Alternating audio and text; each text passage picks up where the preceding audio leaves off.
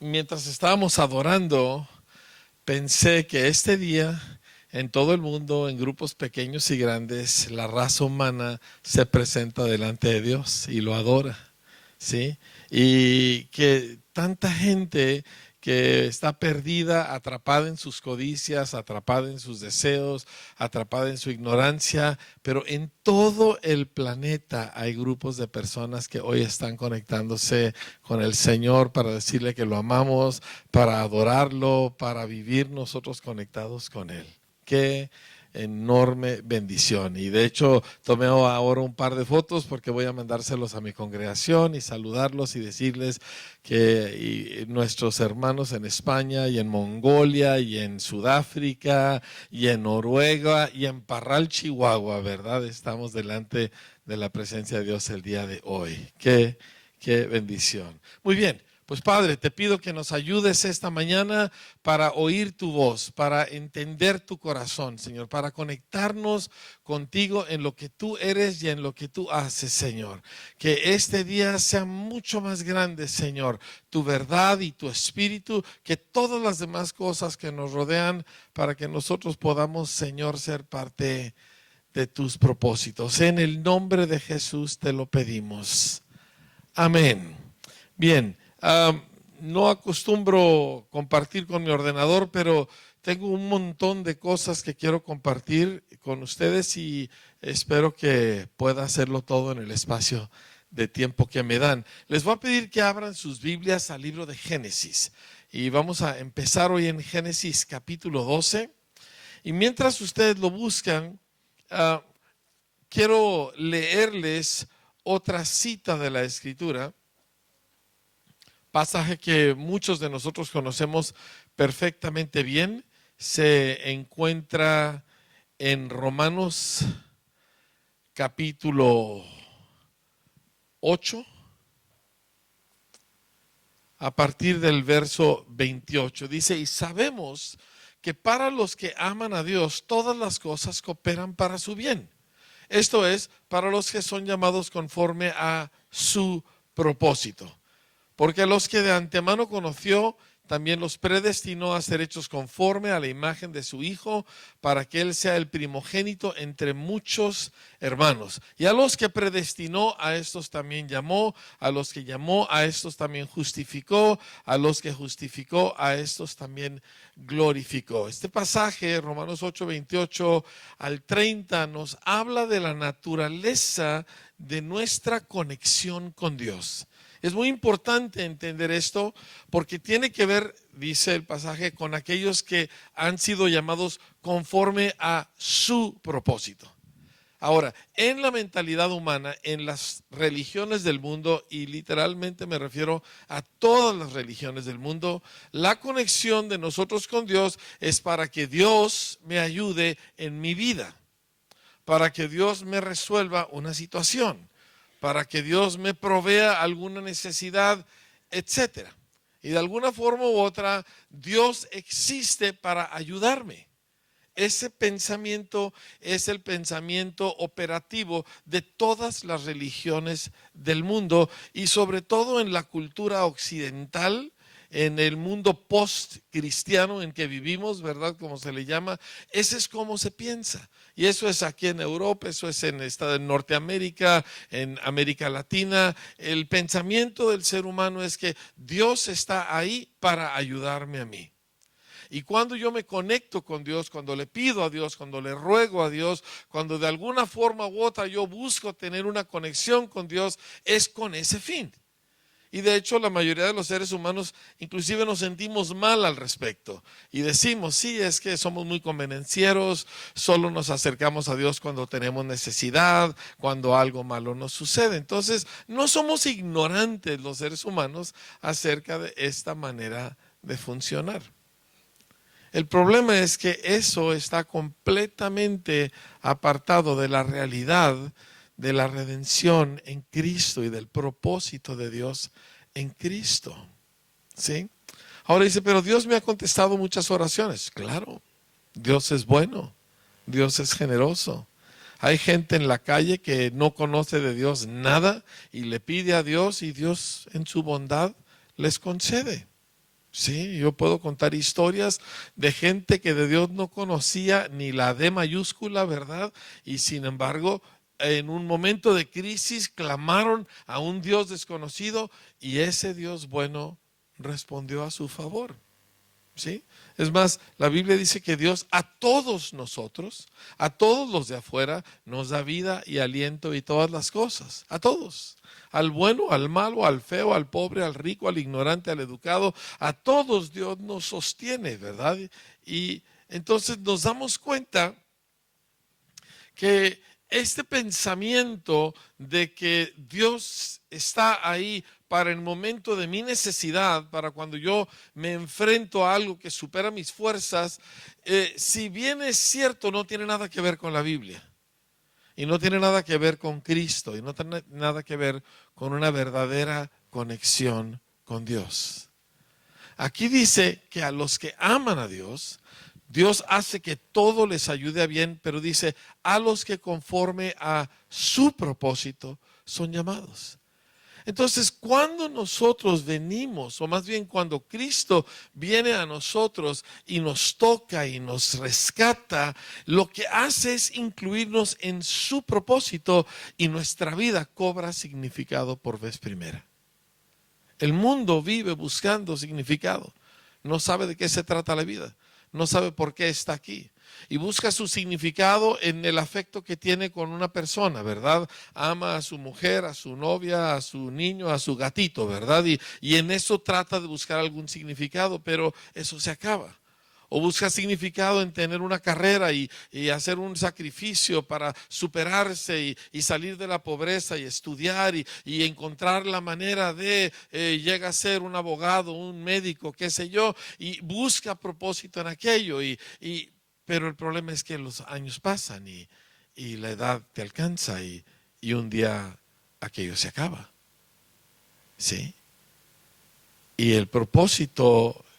Digo, yo volteo y yo hablo con gente todo el tiempo. No me gusta en el avión, en donde pueda, hablar con las personas y me doy cuenta que la gente básicamente vive a la deriva, buscando sobrevivir de un día a otro, buscando un momento de placer, un momento de agrado que le haga pues sobrellevar mejor la vida, pero esencialmente sin rumbo, sin objetivo. Y luego queremos meter a Dios en eso. Y básicamente vive el mundo para, pues, qué comeré y qué beberé y cómo tengo un poco de placer en la vida. ¿Sí? Cómo hago que la vida duela un poco menos. Pero eso no es propósito, eso es simple supervivencia. Los animales hacen eso. Quizá con menos inteligencia y con menos juguetes, ¿verdad? Pero eso es lo que hace un animal. Cómo como, cómo bebo y cómo me protejo de los elementos, cómo evito que me coma un animal más grande, ¿verdad? Pero básicamente esa vida es una vida del hombre sin Dios.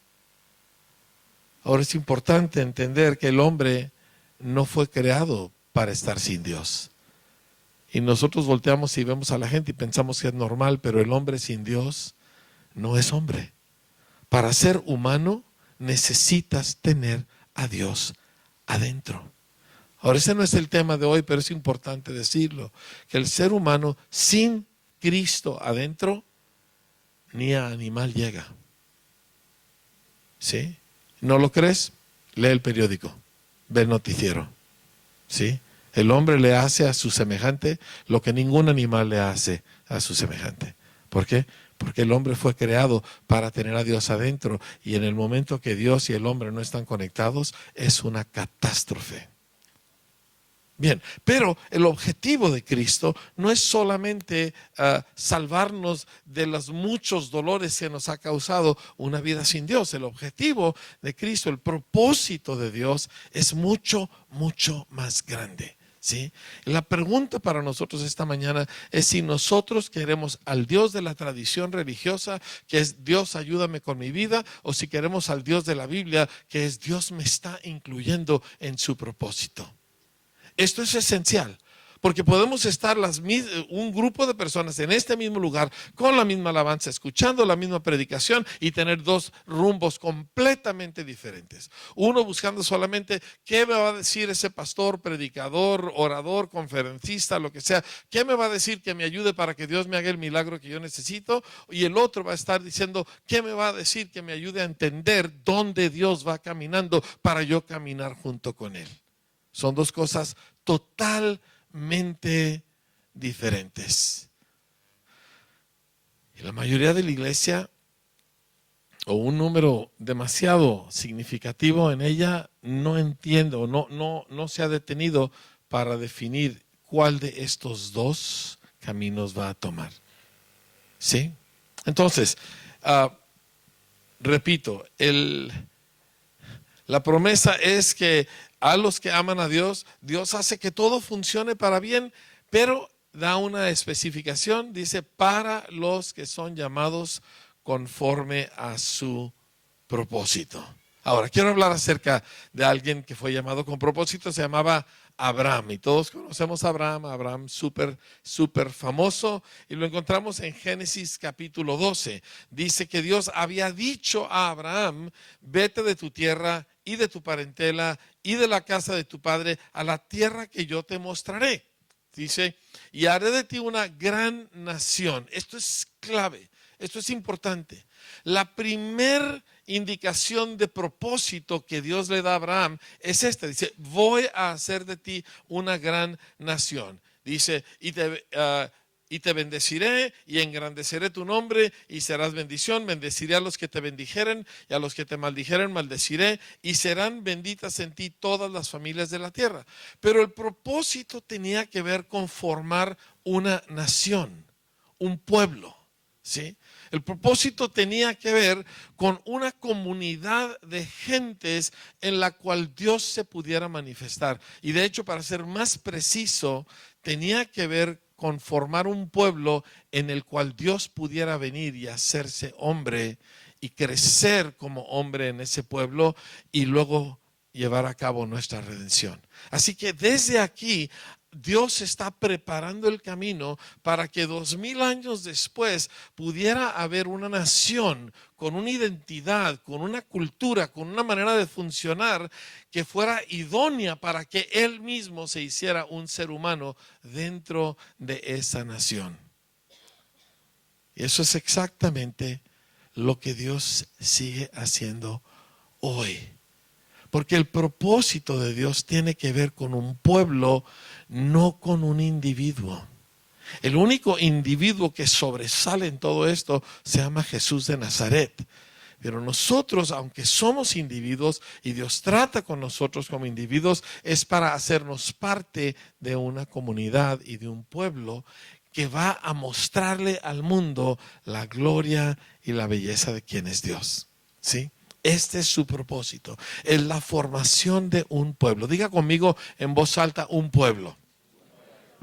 Muy bien, ahora, el asunto es que Dios le pide a Abraham una serie de cosas, ¿sí?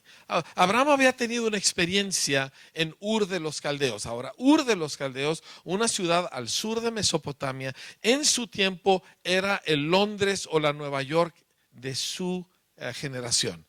Era la ciudad más grande, más rica y más cosmopolita del mundo. Era un puerto marítimo que estaba a la cabeza de la zona de agricultura de riego más grande de la historia humana.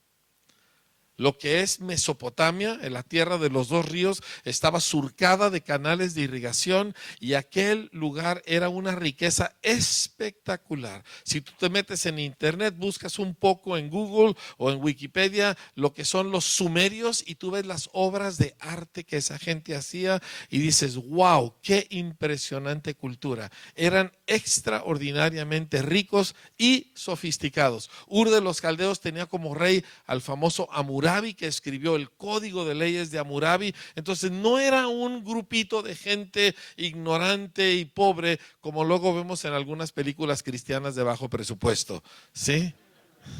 Sí las han visto, ¿verdad? Sí. Yo nunca veo películas cristianas porque nunca tienen presupuesto suficiente para que aquello se parezca a lo que leo en la Biblia, ¿verdad? Entonces, Bien, espero que no me veten los que hacen películas cristianas. Pero el asunto es de que Abraham era un hombre sofisticado y económicamente fuerte, y era pagano. Y era como todos los demás, un espiritista que adoraba imágenes y ofrecía sacrificios, quizá humanos, porque eso era parte de la cultura, era parte de la costumbre que ellos hacían, y llevaba a cabo todos sus rituales a un montón de dioses falsos, ¿verdad? En la religión de esa parte del mundo, y en medio de todo aquello, no siendo él nadie especial, no habiendo hecho ninguna obra, no teniendo ningún mérito fuera de los que tenía cualquier gente, Dios lo escoge. Y dices, ¿por qué? No sé. ¿Por qué te escogió Dios a ti? Tampoco sé.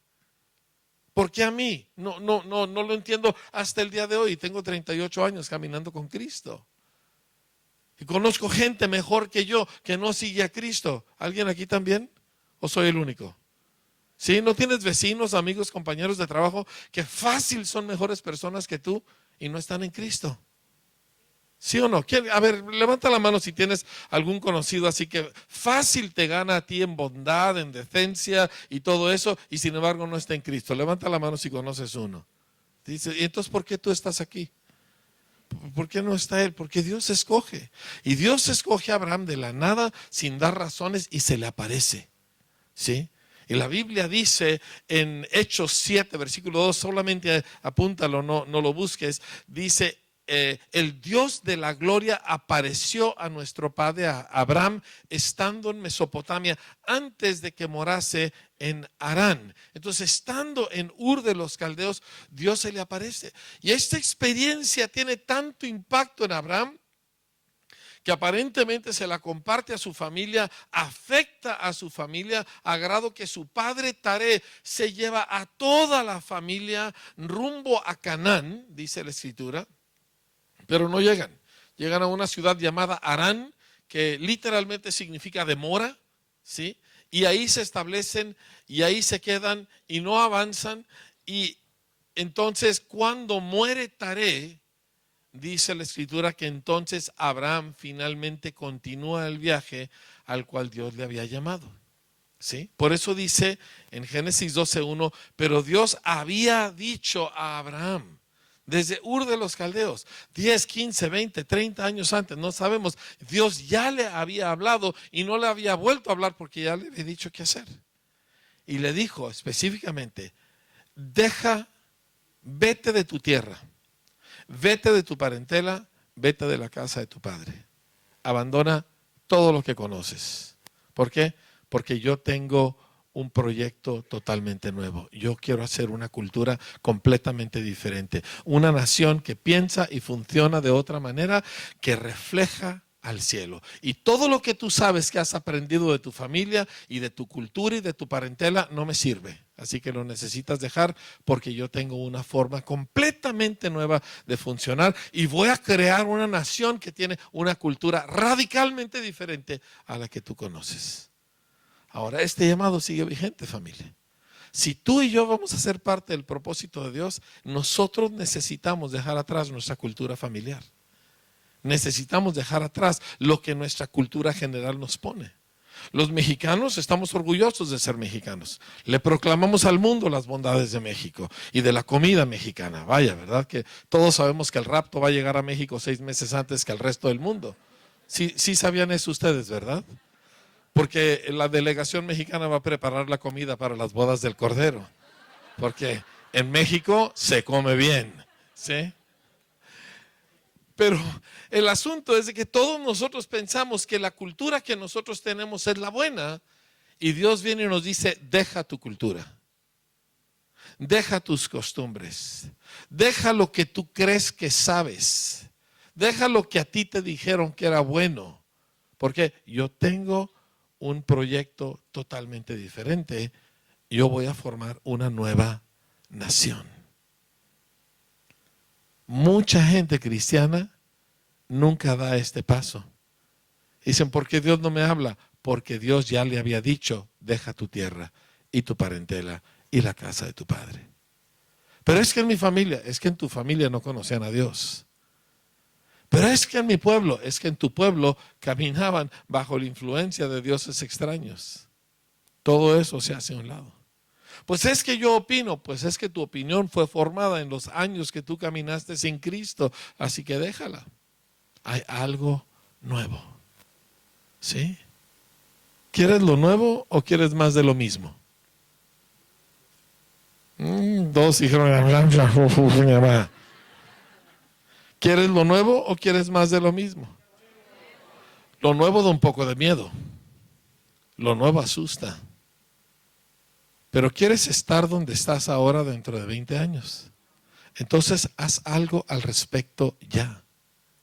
Porque si tú no haces algo al respecto, en 20 años estarás exactamente en el mismo lugar, solo que más viejo.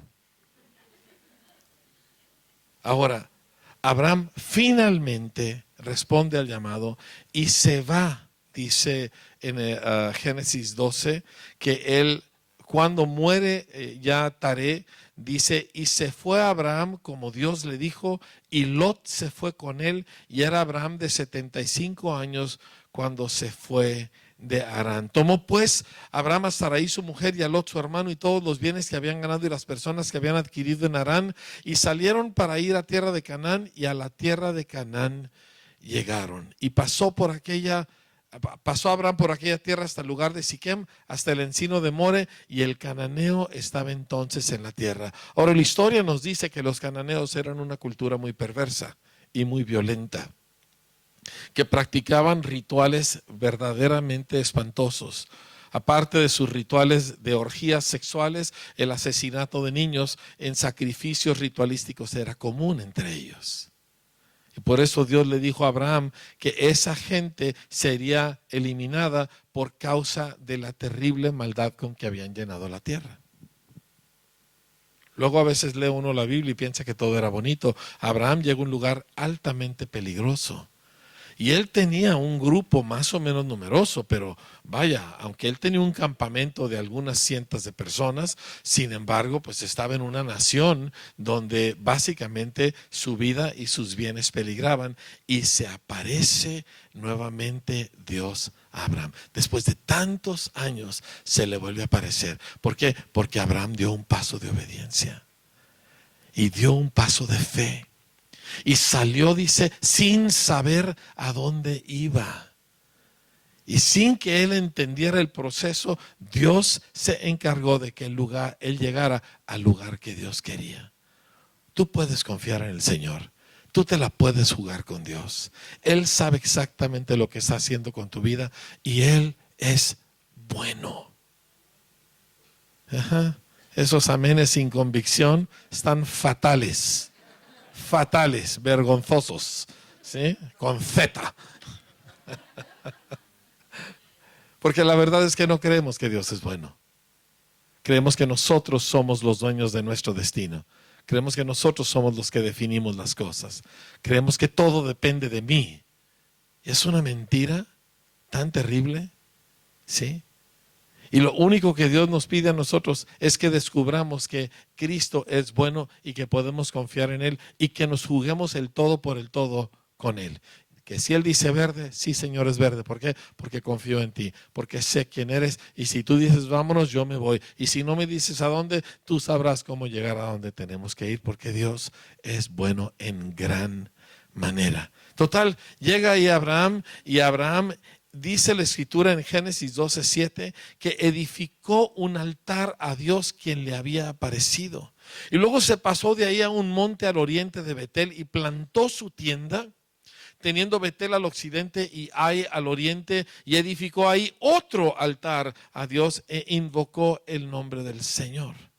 Ahora, quiero que entiendas que Abraham era rico. Diga conmigo, Abraham era un pijo. ¿Sí? ¿Sí entienden eso? En México decimos fresa y en Centroamérica les dicen yeyey, pero pijo me gusta porque me encanta cómo los españoles pronuncian la J. Pijo, ¿verdad?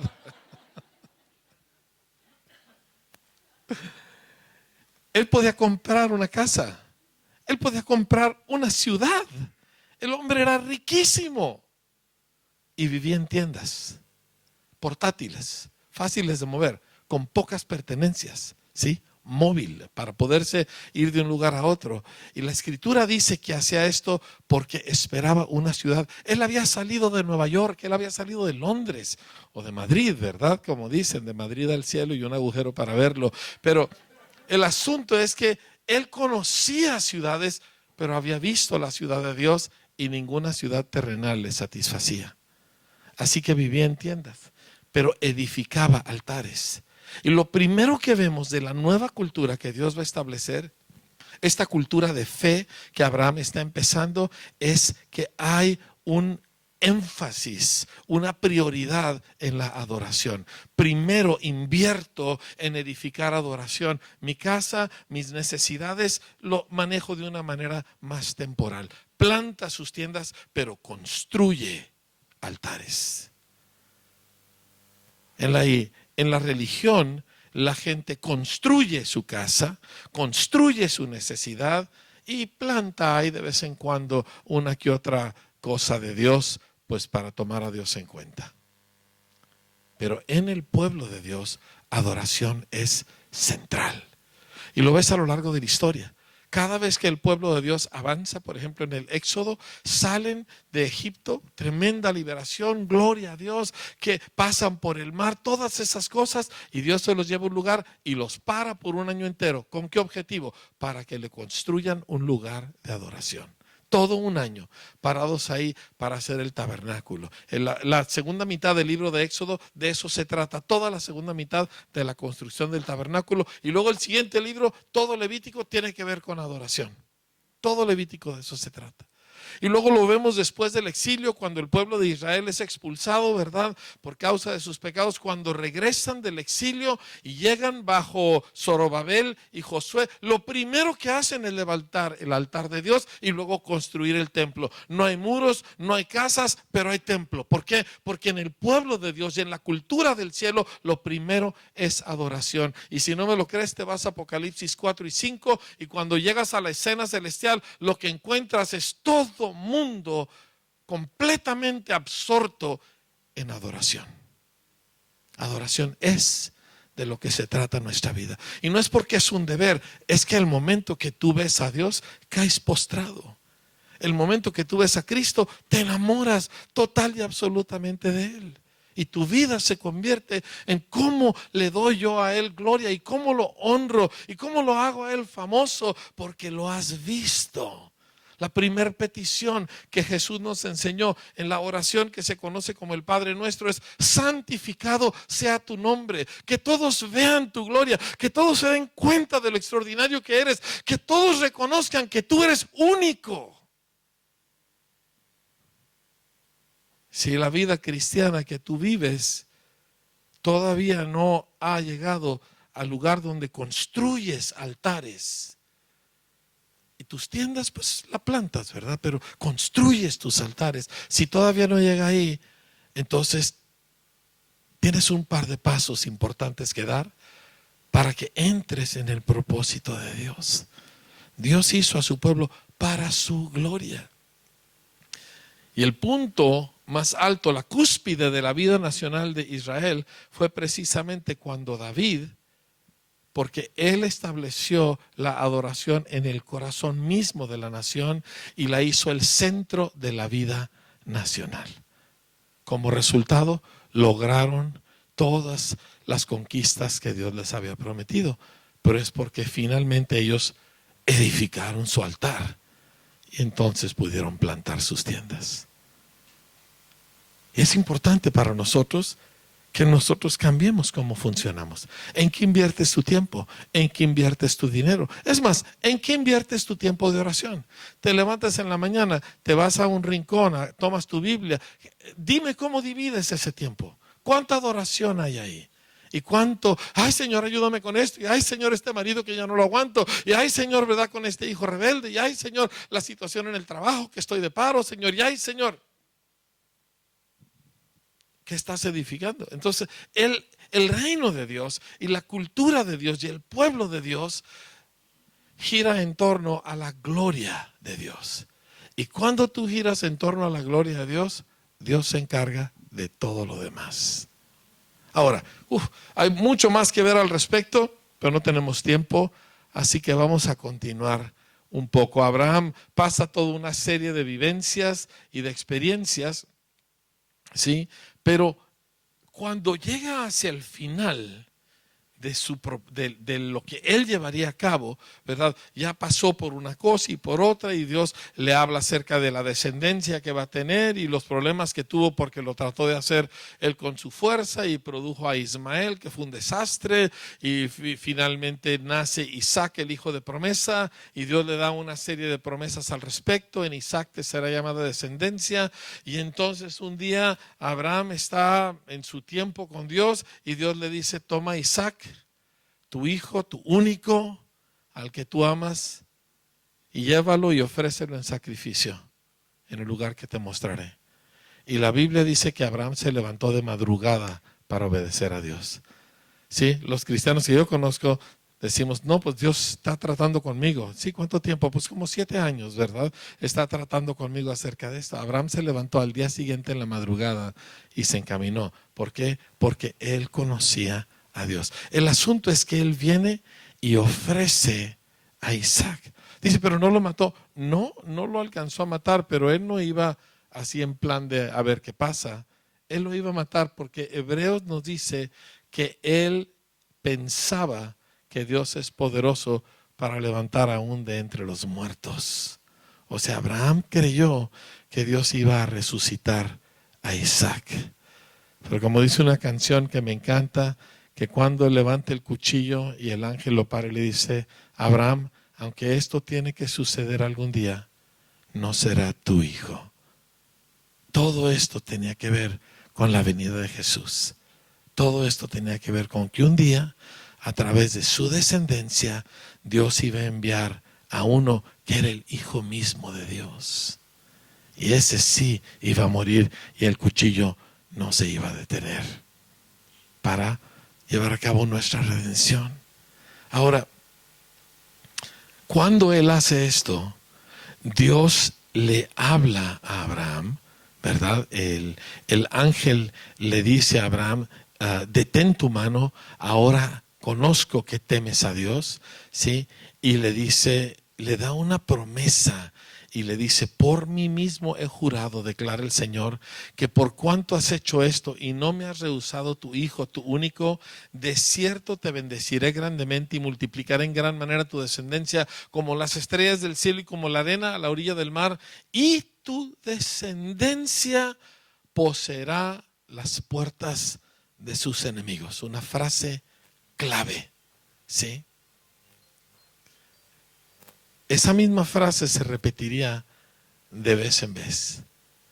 Poco tiempo después, cuando Abraham manda un criado para traer esposa para su hijo, cuando ella abraza la fe y se arriesga del todo para unirse al propósito y al pueblo de Dios, sus mismos hermanos que ni conocían muy bien a Dios le dicen lo mismo. Dice: tu descendencia posea las puertas de sus enemigos. ¿Te suena esa frase?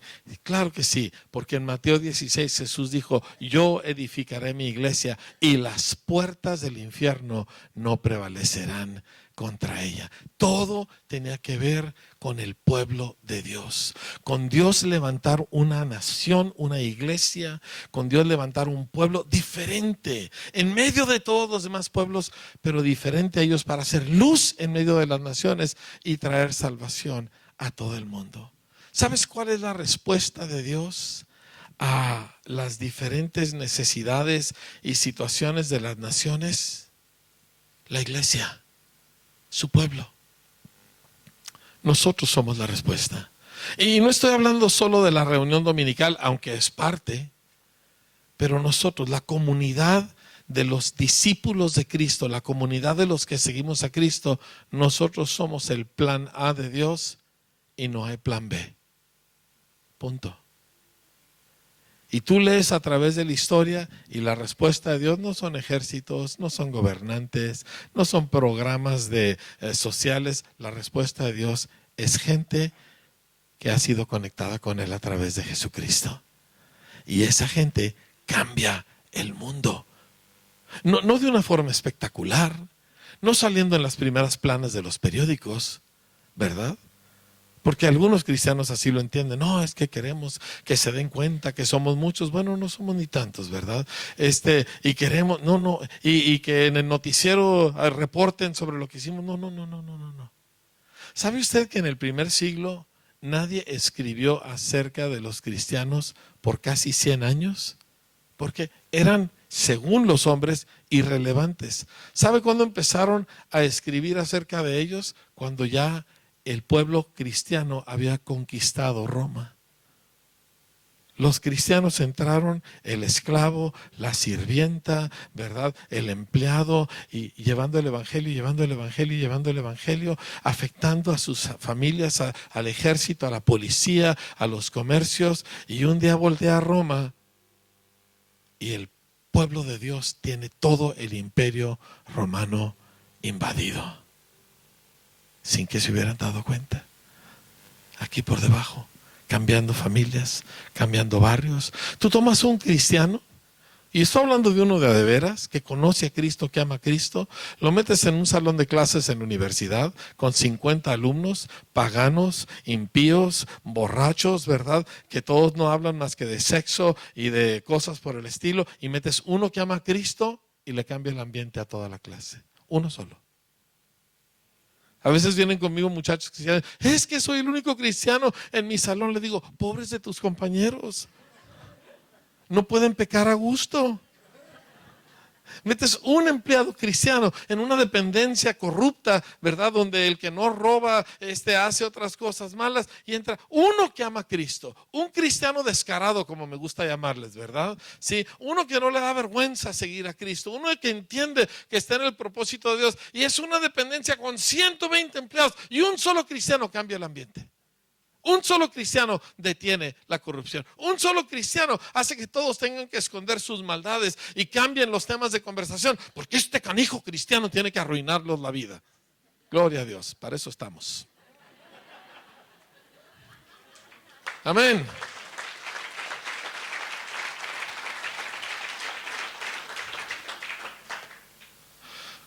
Pero es para la gente que ha abrazado el propósito de Dios. Para los que conforme a su propósito son llamados. No para los que le están pidiendo a Diosito que les ayude.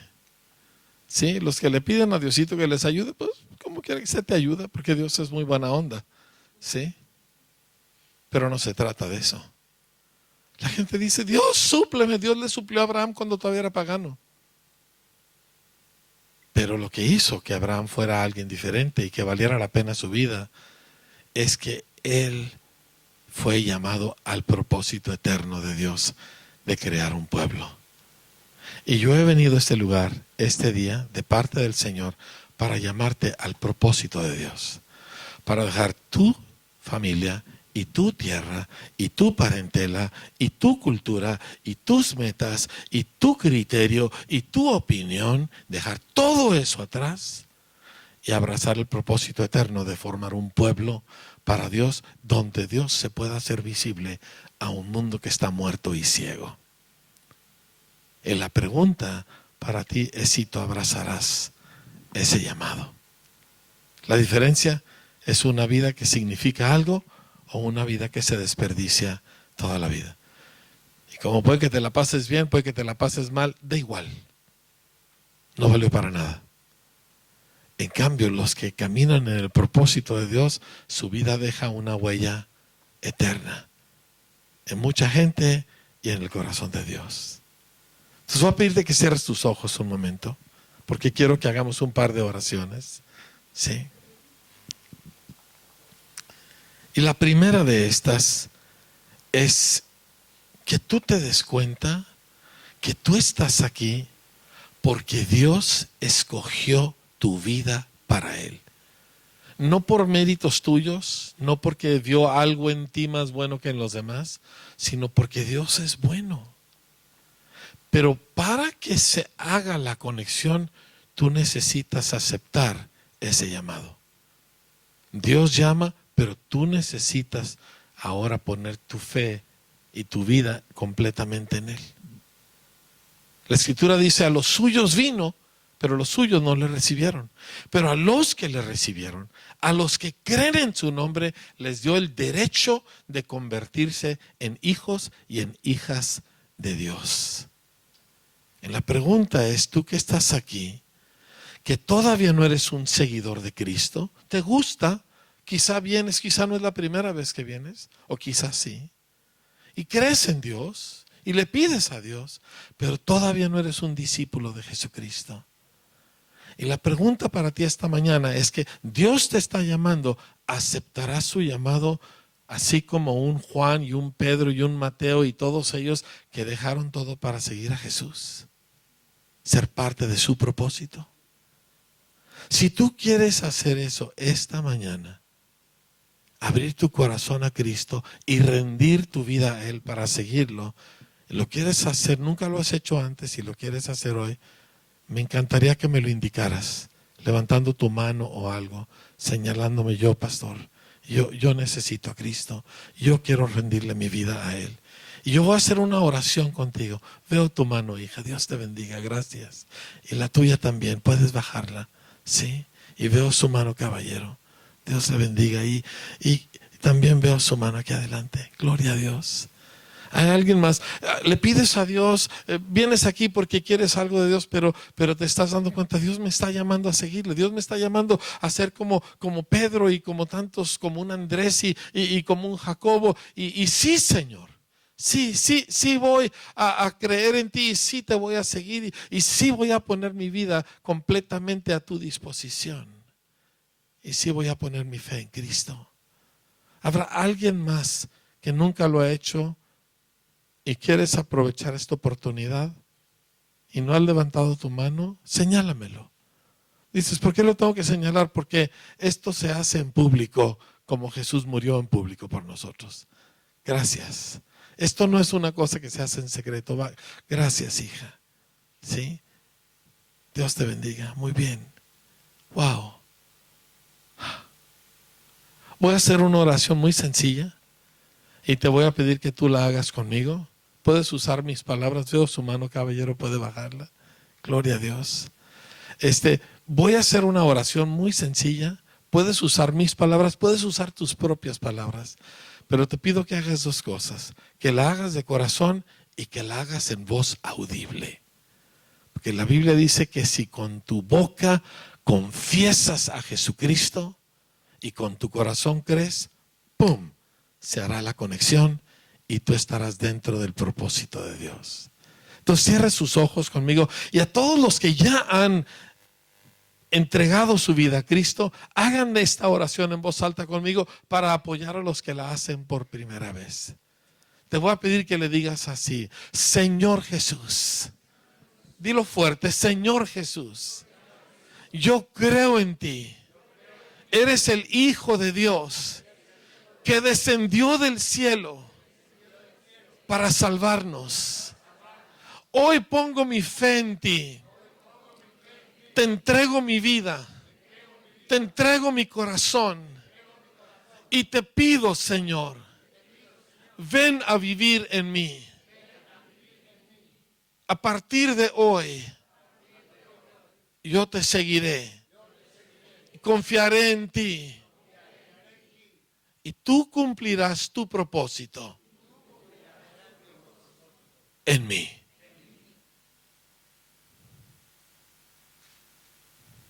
Permítame hacer una oración por usted.